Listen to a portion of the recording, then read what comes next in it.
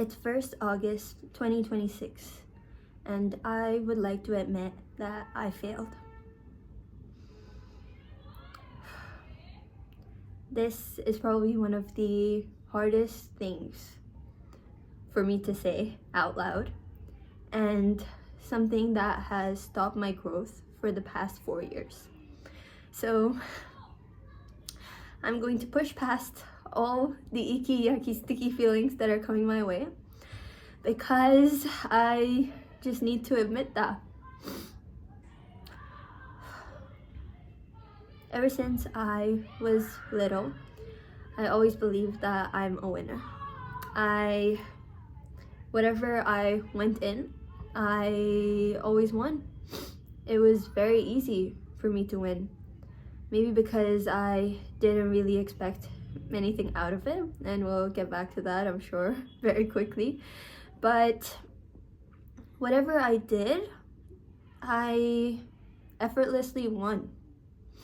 I can never say that I was ever the underdog, so I don't really understand what it feels like for people who feel like everyone's never believed in them and they have the inner drive to prove it to everyone else and also themselves that they can do it and they will do it. My story's not like theirs, and that's why I never found anyone that I could relate to about this. I know I could sound a bit deaf-toned right now with what I'm saying, that wow, winning is somehow a problem for her, and people believing too much in me is a problem for me. But I'm here to tell you exactly how that paralyzed me for the past 4 years. And it was all because I could never admit that I failed.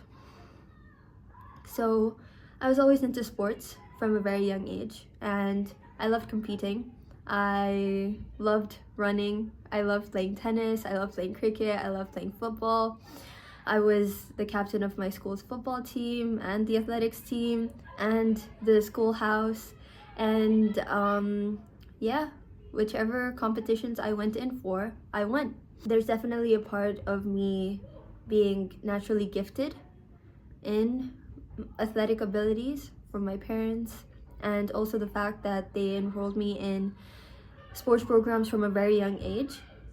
But it was always easy for me to win. I remember my first ever athletics meet where I went up to my coach, and I'd been training for probably about 3 or 4 months, that's it.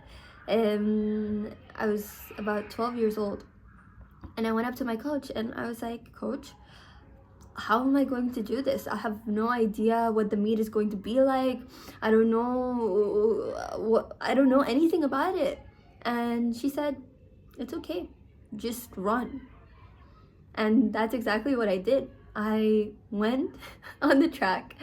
I remember not knowing how anything worked. I just listened to the instructions of the coaches yelling at different kids, like, "Oh, you have to be here now, get to the start line." And I just followed all of that. I knew that, okay, I've trained for 3 months.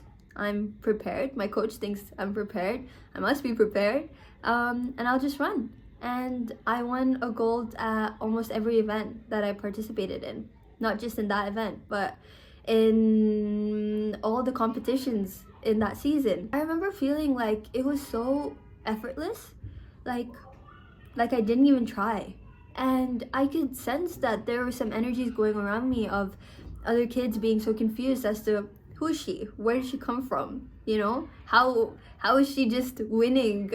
And I'm not saying all of this to boast, It really doesn't matter to me after all these years that happened. It's just that I'm looking back at that time, and the next season that I had, I lost almost every single event because I felt the pressure. And that's the thing. When you go into things without any expectations, you leave the pressure aspect out completely. And when you have a burden of your past experiences and your past records, that's when it holds itself against you. And I felt that in real time. The next year, it was super difficult for me to win because I was on the younger end of the age group and there were kids older than me. And yeah, I was on a losing streak. I also got injured because that's what happens when you put too much pressure on yourself. You are adding a lot of force to the same point over and over and over again. And that's what we learned in PE, that a stress fracture happens when you put a lot of repeated pressure at the same point until the bone can't take it anymore and it just breaks. And yeah, I felt the pressure like a drip drip drip that'll never stop, pressure like a tip tip tip till you just go pop. I know why Encanto the movie made me cry so much, and it still holds a very special place in my heart because I understood the pressure that comes with carrying a gift.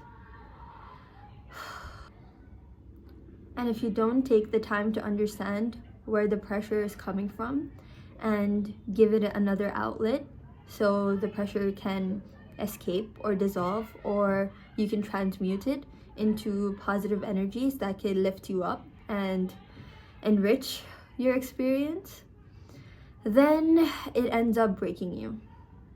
It ends up destroying everything around you. Because that's what happens when you care a lot. It can end up destroying you. Alright, so there's a lot more I want to talk about this topic, but I think this is a good time to stop. Just wanted to get some things off of my chest. I already feel a lot better, and it feels really freeing to admit that you're only human, and it doesn't really make sense to continue to hide a whole part of yourself.